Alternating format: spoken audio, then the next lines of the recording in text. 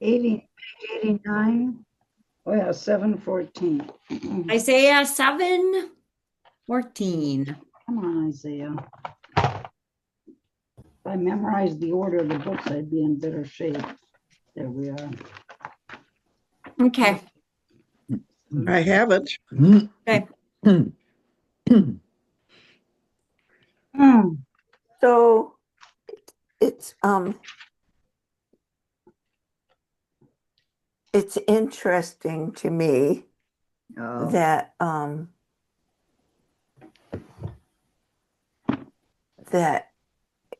it feels like Luke has turned Isaiah into a soothsayer. Mm-hmm. mhm. And um that when you study Luke, when one studies Luke, Mm-hmm. that is sometimes, might I say, often passed over. And I really appreciate how Skinner brings that forward Yeah. Yeah. Yeah. And and says, doesn't it? no, it's not the same. Yeah. Yeah. So don't make Isaiah a soothsayer Yes. because he isn't. Right. And that I think this little paragraph, gives us two incredibly important points. That's the one. I mean, that yes, indeed, we uh Isaiah had, we'd have to hearken back to Isaiah. That's a very important thing. But Isaiah isn't telling the future, right? Which Right. Isaiah's writing for his Right. time. And I think that's such a huge mistake that we have made throughout these 2,000 years is to turn Isaiah into some sort of um, a future reader, a soothsayer. Um, Well, it seems to me we do that with the entire Old Testament. you're right. Yes, we do. And We've and done that. it's not that has bothered me Yeah. forever Yeah. because things are taken out of context, Mhm. and in this case, mistranslations. Yeah. It just, let it be what it is. Yeah. Yeah. Let it be And what it is. and it makes, I mean, I feel like I'm sort of channeling Amy Jill, but by doing that, it it gives the feeling of, oh, those stupid Jews, they never realized what was really happening. Yes. Right. And what Yeah. was really happening was that the Jews weren't listening to what God told them they Right. had to do. Yes. And the empire was always encroaching Mhm. on Yeah. them. Yeah. Yeah. We It's heard, it's go ahead. oh, I was just going to say it kind of gets back to that proof texting thing. Yeah. We have to insist that this is going to be about that because it's God's word and That's it's it. all there. Well, and then the last line of that paragraph, the implication is that God is now making good on God's promise. And that yes, God is making good on the promise, and God can make good on promises in God's good time, right? Um, Mhm. so I think we get all bent out of shape over time, when in fact God doesn't have time.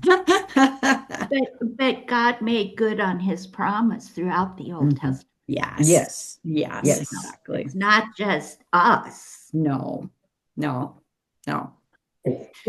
Boy, did we heard a barn burner of a sermon on Christmas Eve, that I just I was quite impressed. It takes a lot to impress me in sermons. And she really did a fine job of drawing the through line from empire to empire. Hmm. It was actually magnificent. I haven't told her that yet, but she was so nervous about this sermon. And I said, she looked at me and God, I knew it. And I said, well, is it about love? And she said, yes, it is about love. And I said, well, then it will be fine. Whatever it is, it will be fine. Hmm. Did she get pushback Um, about it being political? I think she gets a little discussion, but I don't, this is not a congregation that would, Yeah, really politics. push back on her. No, yeah. I mean, there's no, I'm going to take my money and go someplace else kind of thing. That happens. But she does put people on the edge of their seats. And that's a good thing too. Yeah. Yeah. But so that, I mean, I raise that because, that's what that is the through line. That's the through line we've been talking about here. Um, It continues. go ahead, go on. Well, I mean, to this day, Yeah. from empire to empire. Empire. Yeah. Yeah. And that's what that's what she actually was able to do, was to pick up um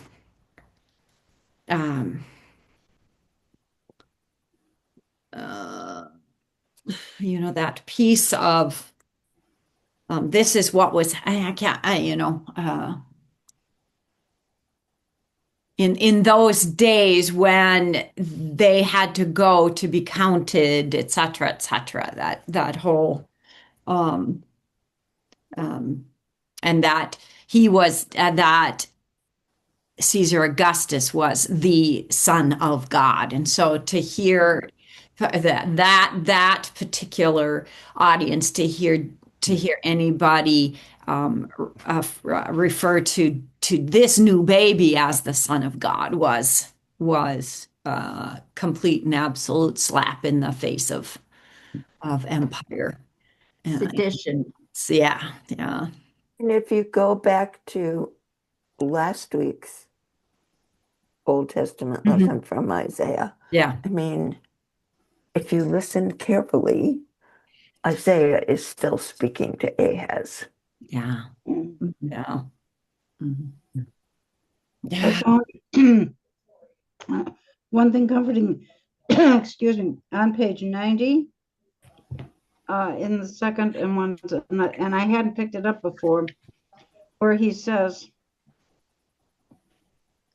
the second full paragraph starts, don't believe anyone who insists you must make a choice between the original Isaiah and the altered Isaiah that Matthew republishes, which is a learning for me. It's not the case that only one is the correct meaning for all time, Mm. which I had not. And then down further in the same paragraph, where he says both groups can legitimately interpret Isaiah differently. Multiple meanings. So yeah. Well, different. I mean, I think there's a big difference between differently and soothsayerly. Yeah. Those two things are still not the same. To say that Isaiah um, is foretelling the future is a misreading of Isaiah. Isn't it interesting how not only is Matthew conflating Isaiah with the birth of Jesus, Mm-hmm. but when we tell the Christmas story, we use Luke and we lose Matthew Yeah. altogether and mush them all into one. Yeah. I mean, Yeah. we don't just do it to Isaiah, we do it to Matthew too. Yeah. Yeah. Like Luke is the only one who ever told this story. Yeah. Well, where did I read? I saw something. I think it was probably on Facebook. A kind of a funny about doing the Christmas pageant. and using the story from John. Oh, I saw that too. When you can't do a Christmas pageant from just Matthew. You can't do a Christmas from Mark. Last night, I read the presiding bishop's message I did too. to Episcopalians, Okay. and it just struck me as funny that we've been working so hard to leave Epiphany at Epiphany. Mm-hmm. And what did he talk about? The Magi. Yeah, I know. Like, what? Yeah. So I mean, I think that's the next breath, right? We know these things, right? Intellectually, at least we know these things. The presiding bishop knows these things, but at Christmas we do it anyway. Well, he said it was his favorite part of the story. Yeah. And I said to myself, well, wait a few days. Yeah. Well, Yeah. but nobody gets the press in a few days, right? That's the deal. Yeah, you know, You gotta bring it all together at once. who waits for Epiphany to have the really big news, right? I gotta figure out. Oh, I'd like to share something. Speaking of Epiphany,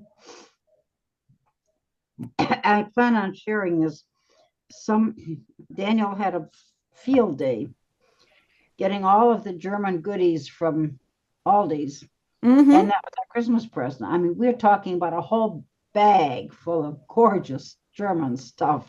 And I thought, some of this is going to Nicholas on Epiphany, I think. Yeah. We have always tried to celebrate Epiphany equally. And if we couldn't afford to get everything we wanted to get them or do something for Christmas, there's always Epiphany. Well, I've always said if I don't have it or it's not done, I have plenty of time to 12 days. You've got 12 days. My grandson's got fabric that will be made into pajamas. Okay. There you go. That's just the way that goes. I have plenty of time to make them into pajamas for them, and before it's all said and done. There's a lot of winter left. That's right. And they're really a warm, cozy flannel, so there's plenty of time to get that done. I found And it's warm right now. So Yeah. I know. I got another sweatshirt of the same color. And I'm going, but it's so warm, and Bruce likes it warm in the house, and I can't really wear it. But another page 91 saw something kind of fun about Matthew. It's the start of the second paragraph. He says, mostly, I suspect Matthew really likes the name Emmanuel and is excited to declare it in reference to Jesus. However, the name gets there. Yeah. Well, and then he goes on to say some really amazing things. Yes. The name alone is a rebuttal to fear and helplessness. The meaning of the name is a sentence, and the sentence is a promise. It's a divine pledge not to abandon the world to chaos and destruction. I think that is, I mean, it's as powerful as it was then as it is now. I mean, those are the places where I just really find hope, is in those sorts of things, that God incarnate, Emmanuel, Jesus, is that which embraces us in the midst of chaos and destruction. But what about on Christmas?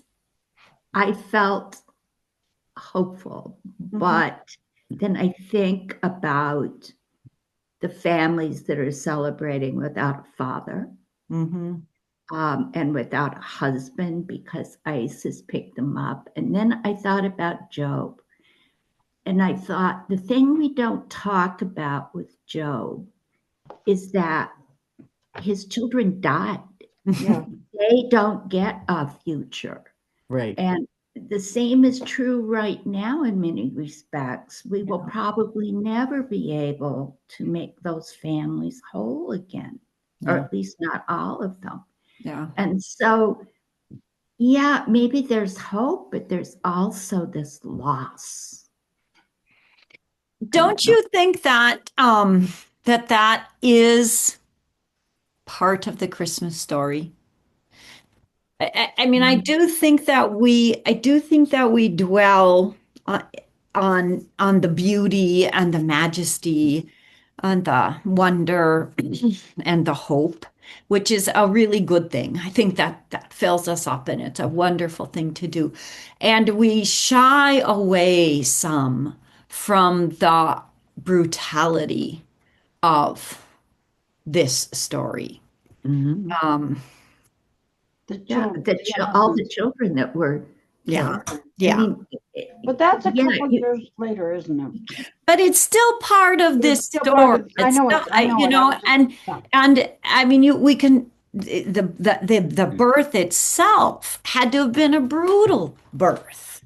mhm. The no matter how what we want to say about what Mary knew, um, she was the mother of a child who had questionable birth, Mhm.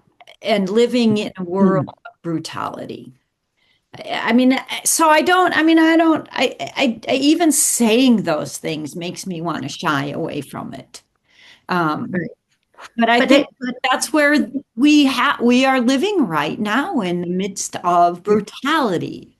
And, yes, and how does this story have anything to say to that? And I think it does. hope. I mean, there is still, you still have to cling Yeah. to some hope. But I always say love hurts. Mhm.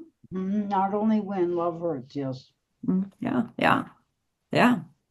And it bothers me that we make everything roses. Hmm. Yeah. No, it's not. I think about all of my friends, and I have way too many who are celebrating alone Christmases because their spouse is no longer with us. And I pray, and yes, and there is still their love, and love still hurts. Hey, Jane, Simon. Hello. Yeah.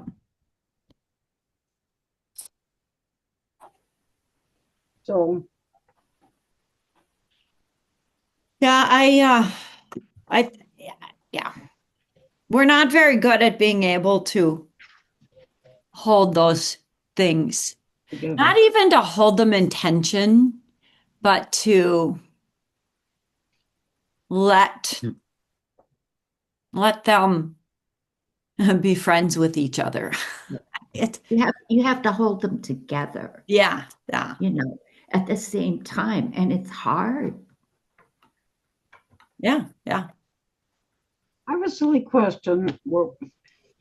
Somehow I remember, were we going to talk, which John were we going to talk about this week? Not John the We put John off for another week. John 1.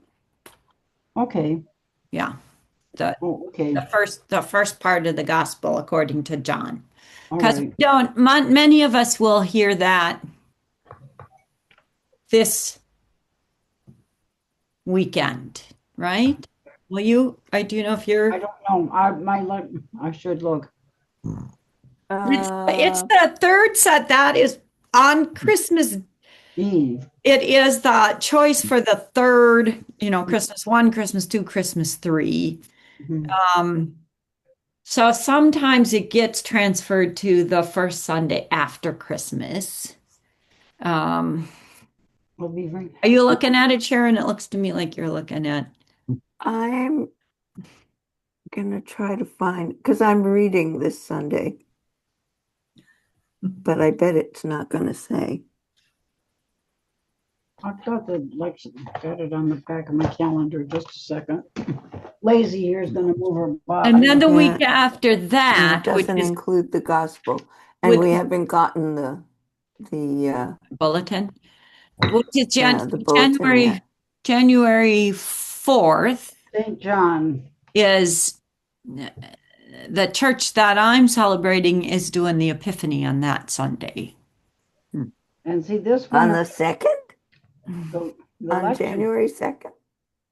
The 3rd, 4th, that is. Fourth, the I think. lectionary here Fourth. is for We're doing the Epiphany On the following on Sunday. the following Sunday, Yeah, on the 11th. Yeah, I right. probably Yeah, would the have done 11th. it. I'm not in charge, so I do as I'm told. And they told me God. I was doing the Epiphany, so that's what I'm doing. That's Don't the you just- other church, not the one you attend. Correct. Right. Yeah, that's the one I do the first Sunday of the month.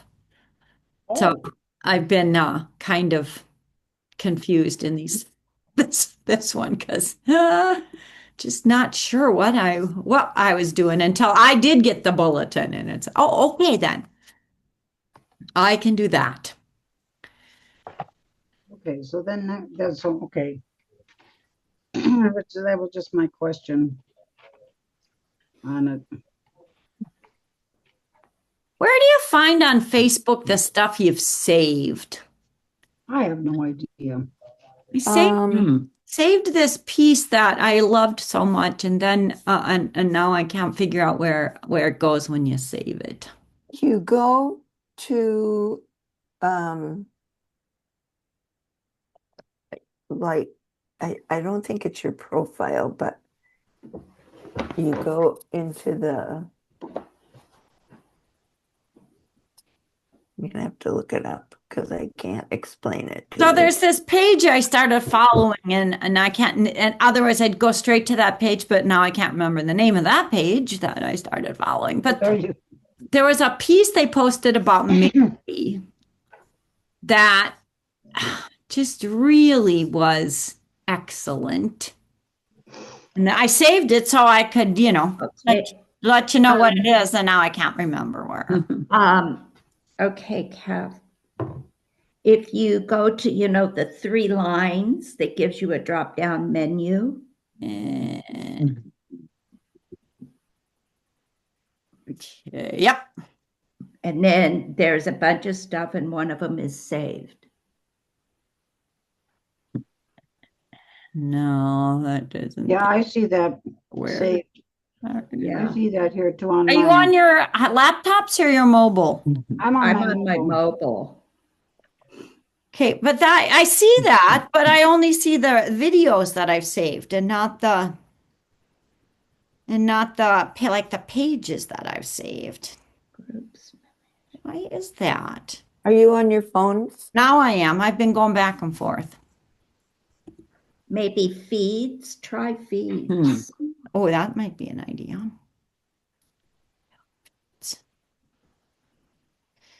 Dun, dun, dun. That's no. There's that little tab that says saved. You don't. All I see is the videos, the reels that I've saved. I don't see the pages that are, that stuff that I've saved. That's weird. Okay. No, I'll figure it out. I just wanted to. Up at the top, it says all reels posts under saved.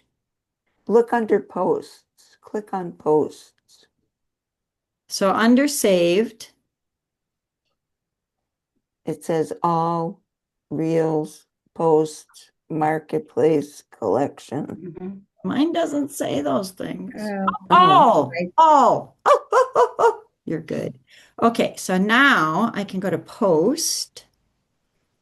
Now I can.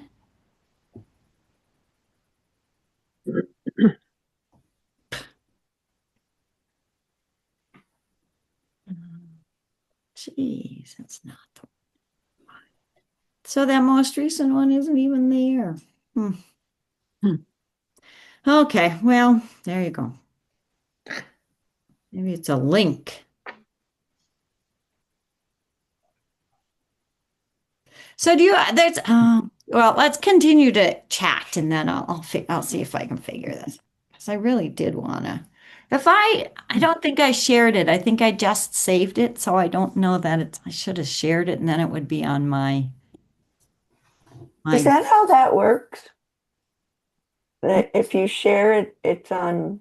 it would then end up on your, whatever that front page is. But if I just saved I thought it was going to go somewhere where I could come back to it. So no such luck in my life. Okay, well, what more do we want to say about Matthew and Isaiah? And Well, there are a couple of things on page 91, just short ones like Yeah. that I've got underlined. The brazenness of hope. I love that. And Where- then where's that? Oh, 91, page 91. It's in the paragraph that begins the name alone, but Oh, it's yeah. down in Right. the kind of in the middle. Just said it's the brazenness of Yeah, I hope. see that. Wow. The name And speaks then on defiantly. the very bottom line, one I love is how dangerous Christmas is. I love that. How dangerous it is. And it is. It's dangerous for us. Yeah. It's Yeah. dangerous if we believe and if we follow. That's dangerous. Hmm. And I like the paragraph with the hope afterwards. Right following that paragraph. The name Emmanuel is cast in the promise that God makes us a divine pledge not to abandon the world to chaos and destruction. Yeah. That Yeah. God with us. Yeah. And then you hear that at the end of Matthew's gospel. I'm with you always. I think so. Another thing, I'm writing a theological reflection on Stranger Things. I just really love Stranger Things. I feel very vulnerable at Christmas being a Christian and performing as a Christian among Yes. all the other stuff that goes on that has nothing to do with Jesus. Right. Yeah. Well, except that our People come down on me about it. our president saw fit to Oh, start a deal in Nigeria to because they were mistreating Christians, I guess. I don't know. Actually killing Christians. Well, I don't. It's still not something Insignificant numbers. that maybe should be done They're with. why mistreating the now? Jews. They've Why been now? doing Right. that for so. Right. I mean, Why not? Boko Because Haram. I think it has to do Well, with this misunderstanding of what it means to be a Christian. It has to do with white nationalism. It has to, anyway, but the chaos and destruction. I think that the thing that it feels to me like we are experiencing so much right now is such darkness and such chaos and such destruction, and that how does hope and light break through all of that? And that has everything to do with incarnation. It is the flesh and blood of God in our midst. And not just in our midst, in the midst over time and space and all that means. So, what does incarnation mean? What does it do? What is the verb about that? And it has to do with connectivity, doesn't it? It has to do with community. It has to do with we don't follow Jesus by ourselves. We follow Jesus with each other. And it is with each other that we can find the strength to dispel the darkness, to the possibility of taming chaos. Yeah, I mean, I also think the possibility of taming chaos is each of us as individuals and how we connect with people, whether they're Christian or not. yes, yeah, yeah, And we're the representatives right. of God in chaos. And I think that's what, I mean, I think that's part of what Jane was talking about is that, and you, Mary Lou, pointing out how dangerous Christmas is. That is dangerous, right? Yeah. That puts our lives on the line. And that, uh, and that's why it's hard, right, Jane, to speak out at Christmas time, but at any time. You know, my kids laugh at me because I don't say Merry Christmas until it's Christmas. Oh, no. And then I keep saying Merry Christmas until we get to Epiphany, and people look at me like I have two heads, and then my kids think that's kind of funny. But that's, you know, what is the stand? What is the witness we want to make? And part of that has been, like she said, taking the true incarnation of Christmas and transferring it into all of the garbage, the side things that go on to make it safe and cute and cozy Mhm. and comfy. And I don't Right. know, on Facebook, this Hygge thing that Norwegians have. Or Oh yeah, whatever. yeah. Hygge. Yeah. How do they pronounce Hygge? Huga. You got. To do all these things that take away from the facts. I don't know if I would say take away from, but I think maybe to Just what's the word, to distract from. distract. Yeah. Segue. Yeah. The things that keep us from the danger of incarnation, right? Keep us from that. Mm. Yeah. And evidently it's still lively enough because I have relatives who run away from it and have gone to Palm Springs, California to go hiking over Christmas so that they're not involved with anything that has to do with, which makes me sad because. Well, yeah, you know, and I find that I can't, I know people that, yeah, go do that. Let's go to the warmth of someplace for Christmas or go do something else. And it's like, I have to be with my people. And that's not necessarily, it is nicely my family people, but it's really my people who will preach empire, rising up against empire. Those are the people I need to be with for Christmas, you people that help me be brave and courageous in the world, in this very dangerous world. It's interesting. I mean, as we move on Mhm. to Luke here, Uh-huh. that and his talk about angels, the Mhm. sermon we heard Christmas Eve was about the angels proclaiming, "Be not afraid," but Mm-hmm. not in a kind of pleasant, "Oh, you shouldn't be fearful of Yeah. this" kind of way, but in a "Be not afraid because God is always with you. God has been always with you. God always will be with you. So step up to the plate, kind of be not afraid." Yeah. Yeah. Yeah. Yeah. And to be not afraid means to be courageous. Yes. Yes. What's that most famous quote about being brave? Is it about being brave or being creative? That's not about having, necessarily not having fear. It's about embracing the fear into the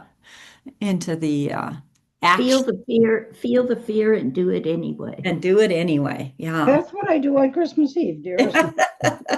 Yeah. Yeah. Yes. Yeah. So Yeah. I found this post I was looking for finally. I don't know how I found it, but I finally found it. I'm going to read you some of it. I'm not going to read you all of it, but it's from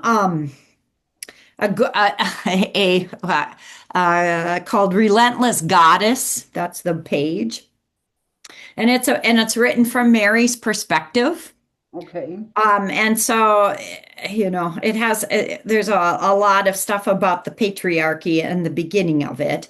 And then it sort of moves to these words. They took me, so that's the patriarchy, not the porcelain saint, not the quiet girl with eyes cast down, frozen in obedience, but the woman whose yes cracked the cosmos open. Because I was a woman, I was chosen, I said yes, and I loved my son no more and no less than any woman loves the child she carries, feeds, keeps alive through the night. Do not mistake my love for compliance. Do not confuse devotion with surrender. Without my body, without my consent, without my courage, there is no Yeshua. That was God's own design. That is where they made their mistake. They claimed it was their God's own design, incarnation, intention, divine will, and then they tried to pretend my agency was incidental.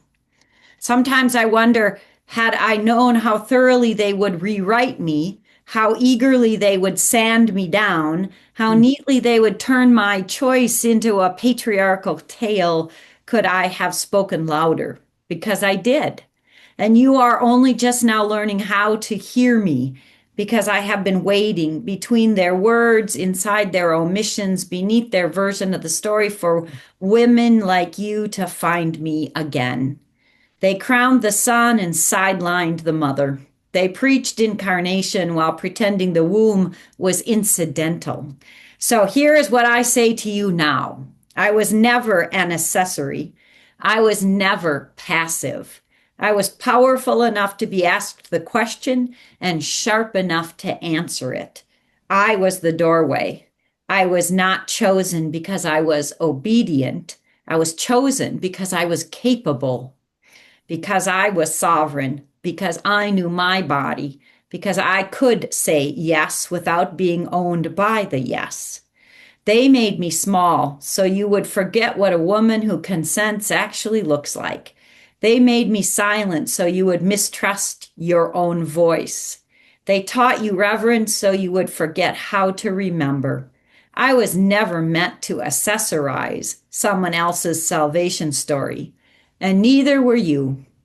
The divine feminine is not just soft. She is precise. She is edged. She remembers exactly who took what and how. But the old truth keeps rising anyway, through bones, through blood, through the places in you that refuse to stay quiet. You and I were never meant to be footnotes in someone else's revelation. We are the revelation. I was a doorway, and so are you. A seam, the one who stands where worlds intersect. And no amount of rewriting has ever fully erased that. I am Miriam, mother of a son they turned into a doctrine, but not completely. And I have been waiting for you. That's fabulous. That's why I get so upset with some of the music we sang. I don't know if you heard it, Sharon, the Sunday before the last Sunday event. Sweet Mary, and I Meek and think, mild. yes, and it just drives me. It was driving me crazy. That amazing. Mary of Nazareth, and Beautiful. I love my Roman Catholic friends, but Yeah. some of the attitude, it just drives me nuts, and I'm thinking she had to be more active. Let's not sped us thing up here where she's not real. It just drives me nuts. I feel the same about Mary Magdalene. Yeah. Yeah. Oh, yeah, they hide her too. Yeah. Yep. Yeah. Yeah. They She was the first. Well, she's more out front than Mary the mother. Yes. I mean, Mary Magdalene is the only woman that's mentioned by name in all four Gospels. No. What's the name of that book or wherever you got that from? Yeah, well, on Facebook, there is I don't know if that's a page, I suppose. Yeah. It's called Relentless Goddess. The author is, yeah, it's Relentless just, got it. it's just I remember copyrighted. seeing that too. Leland, I first saw it when Lalonda Lee shared it, but then I saw it shared a couple of different times with a couple different people. And I saw something else from Relentless Goddess yesterday or the day before that looked really interesting too, but I didn't save it. Yeah, yeah. And I wonder if that, I mean, I love it, so I bring it up, but I also wonder about the need to erase and the need to harmonize, the need to make everything so less dangerous. I mean, so when we're talking about Isaiah and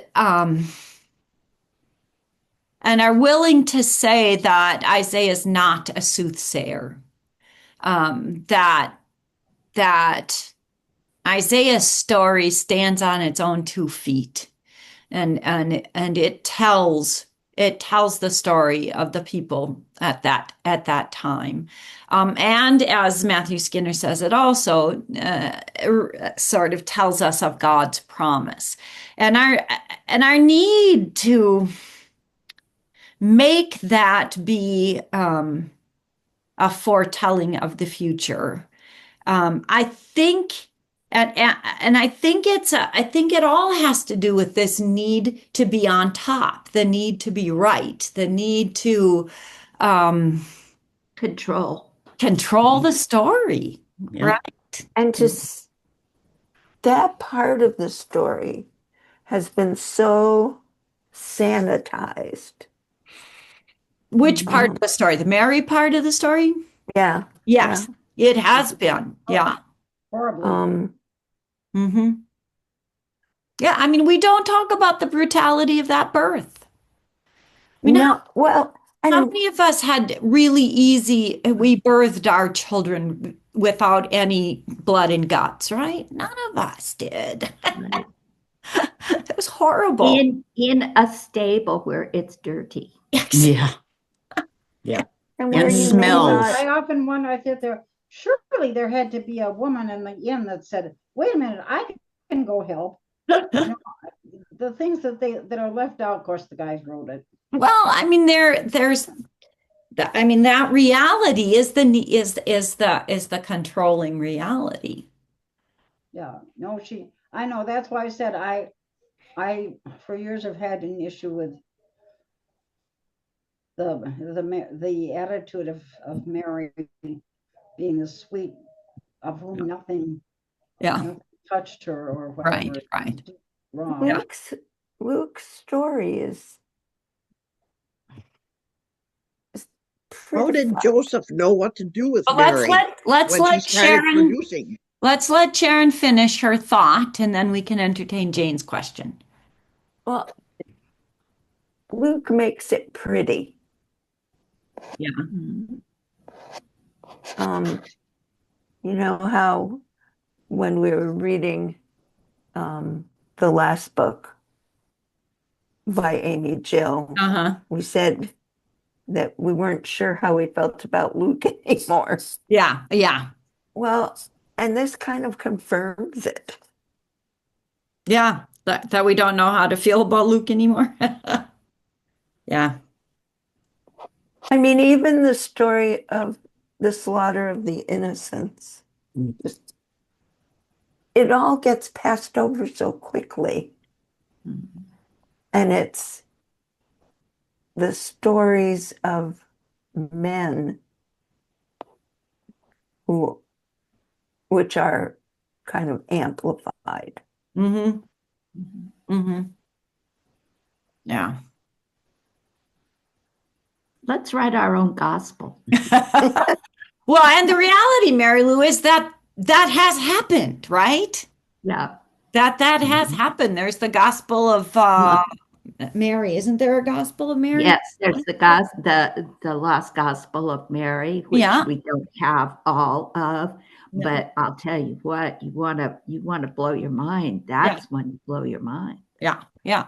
I mean, so those things have been pushed out and pushed down over the centuries, right? Because the woman's voice isn't the voice that anybody has ever wanted to hear. So Jane had a question. Do you still remember your question, Jane? Yeah. How did Joseph know what to do for Mary when she starts pushing that child out? And there are things that you just as a woman can't do yourself at that point. Well, women have birth completely on their own. Well, true. Yeah. But, and I can't think of who it is. And it's a man who comes up with this, I think. But I first heard of it from Sarah Bessey, who is she was a great friend of Rachel Held Evans, and they were the ones who started the conferences that they used to have. Anyway, that Mary really wasn't alone or without women, and that the stable was the bottom half of a dwelling Right. where the animals were kept, Right. and that the women of that family Would have. related to Joseph came and helped With the birth, the yeah. birth. Yeah. Well, plus they probably traveled with a group I mean, if you're going to follow the story, they didn't just wander down there by themselves. No. They probably traveled with a group. The rest of the people who had to show up in Bethlehem. Yeah. And I mean, by all accounts, it was a crowded place, right? So and community was, I think, probably stronger than, we sense a community to be in. So I'm sure the women that were there jumped in to help. Yeah. I mean, that's an interesting thing too, is that when did we lose community Yeah. and why? Why? And why? Yeah. There are some groups here in the States who still, the Amish, the Mennonites, the Quakers, some of them who still prize community as being more important than maybe around, I hate to say it, but maybe around the Revolutionary War, where individuality, where it became a necessity, and where communities were harder to be, people were not living together as much as they had in the groups that I mentioned. Yeah. And I think there's also, I watched, Call the Midwife. And wasn't that great last night? Oh, I haven't watched up. Oh, I watched the Christmas one. Yeah. It was from last year's, but I did watch. A friend of mine told me. I think that, one of the things that gets traced in that is the National Health Service in England, which by all, was a wonderful thing and saved. I mean, we get this very, in that show, we get, this very particular aspect of it. And that's mostly women's stories happening within this small community. But it shows, I think, in these years, it shows from when the National Health Service began to go into homes to help women have births in their homes. And we see then how that started moving into hospitals, and that and became sort of dominated by men, right, rather than women birthing babies with women. And I think that's I think that's a very clear illustration of the taking away women's power. Yeah. And you must. I won't It's Because after 10. Okay, I'll see we'll you. see ya. I hate to say this, ladies, but the Happy New Year. Happy New Year. Happy So, New Year, Jane. what are we doing next Friday? We're doing John, right? Right, okay. Done Done. and after After. Advent. Yeah, and after. The chapter that's after says after Advent. Yeah. Y'all pray for Life my back. after It's feeling Advent. terrible, and I gotta go do. Oh, I'll send it again because I had to look I it know. up for today. I may be a naughty girl, Sharon. Whether or not I show up in person next Sunday could be a bit on the iffy side. I So- probably wouldn't if I wasn't reading, Anne. Take care, hon. Bye-bye, everybody. Goodbye, everybody. See you Bye. next Friday. Okay, we'll see ya. Anything else for the good of the group? My battery's dying, I see on my computer, so I guess I better sit down and plug it in. Bye. Yeah, Bye, everybody. bye.